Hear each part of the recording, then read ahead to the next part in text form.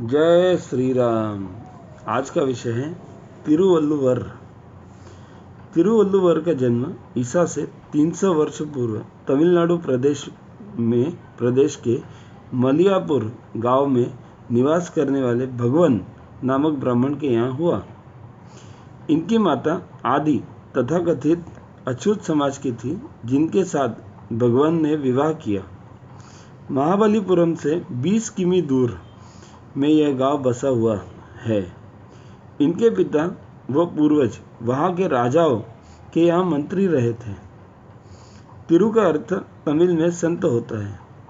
वल्लुवर राजनैतिक रुचि से परे एकदम सहज व सरल स्वभाव के भगवान में आस्था रखने वाले थे।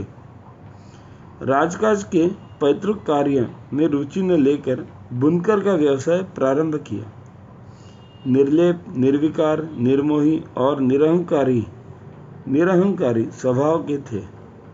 इनका विवाह वासुकी नाम की कन्या से हुआ, जो पति के अनुकूल आचरण करने वाली श्रेष्ठ पतिव्रता थी। एक बार कुछ लोग गृहस्थ धर्म के महत्व को जानने की जिज्ञासा से तिरुवल्लुवर के पास प्रातःकाल आए और प्रणाम कर अपना प्रश्न उन्होंने कह सुनाया।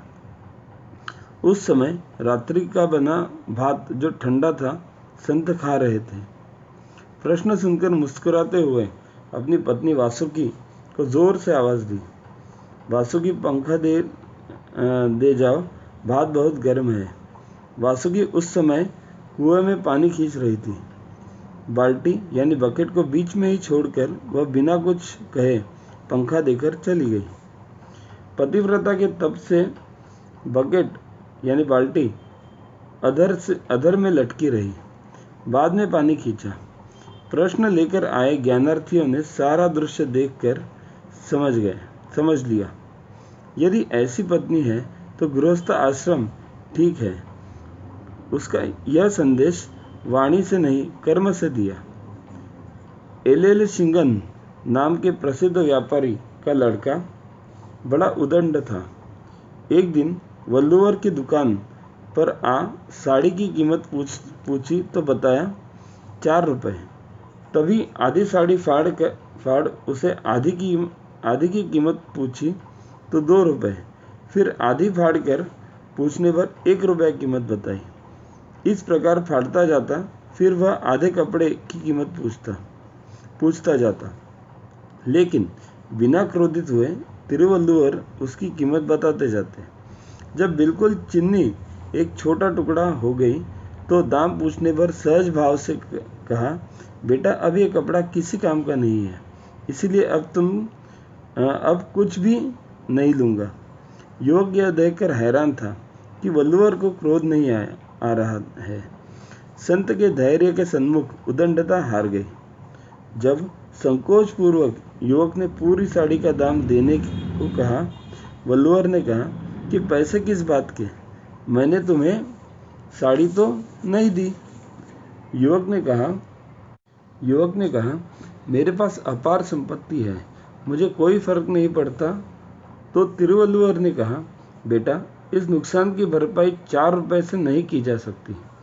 किसान ने खून पसीना बहाया, धुनिया ने धुना, जुलाहे ने सूत काता और वस्त्र बनाया, और तुमने अपना और हमारा भी समय खराब किया है।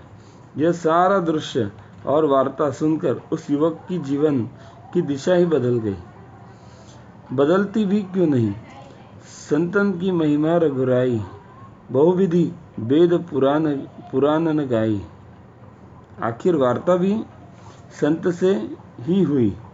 कुछ लोगों में इस बात को लेकर बहस छिड़ी हुई थी कि चारों आश्रम में गृहस्थ बड़ा है कि संन्यास आश्रम। अनिर्णय की स्थिति में ठीक उत्तर जानने के लिए तिरुवल्लुवर के पास दोपहर के समय में आए और अपना प्रश्न कह सुनाया। वचन की तुलना से कर्म से उपदेश देने के स्वभाव वाले संत ने जोर से आवाज देकर वासुकी से दीप जलाकर लाने को कहा कि मुझे कोई सुई में धागा डालना है, दिखाई नहीं दे रहा है।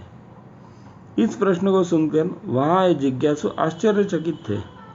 वह बिना देर और प्रतिकार किए प्रसन्न पत्नी ने दीपक जलाकर सामने रख दिया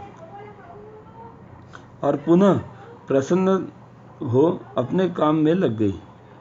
बिना कुछ कहे ही सब कुछ बता दिया, समझा दिया कि जिस घर में पति पत्नी में इतनी समझ है, तालमेल, अतर्क बुद्धि है, अनुशासन, आज्ञा पालन का स्वभाव है, तो गृहस्थ आश्रम श्रेष्ठ या अन्यथा संन्यास आश्रम।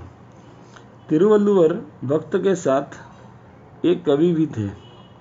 एल शिंगन नाम के प्रसिद्ध व्यापारी के उदंड पुत्र को अर्थ, धर्म और काम की शिक्षा देने के लिए तिरुकुरल नाम अमर ग्रंथ की रचना की। कुरल 1.5 पंक्ति का होता है। इस ग्रंथ में 1330 कुरल यानी दोहे 133 अध्यायों में लिखे गए हैं। इस ग्रंथ को सन 1730 में लैटिन भाषा में अनुवाद किया। इसके बाद अंग्रेजी सहित विश्व की अनेक भाषाओं में सम्यक जीवन की शिक्षा देने वाले ग्रंथ का अनुवाद हुआ। जैसे राजा जनक ने प्रवृत्ति मार्ग में चलते हुए निवृत्ति मार्ग की उच्च अवस्थाओं को प्राप्त किया था, उसी तरह तिरुवल्लुवर ने भी उच्च अवस्था को प्राप्त कर सबकी भांति दुनिया से चले गए। इस पवित्र ग्रंथ को दक्षिण का वेद माना जाता है। मलियापुर गांव में आज भी उनकी और पत्नी की स्मृति में मंदिर बना हुआ है। तमिल वासियों ने कन्याकुमारी में स्वामी विवेकानंद स्मारक के पास की चट्टान के ऊपर इस प्रसिद्ध कवि और संत की यादगार में 108 फीट की ऊंची प्रतिमा श्रद्धा से स्थापित की है, जो अतीत के गौरव का स्मरण दिला रही है। भारत माता की जय।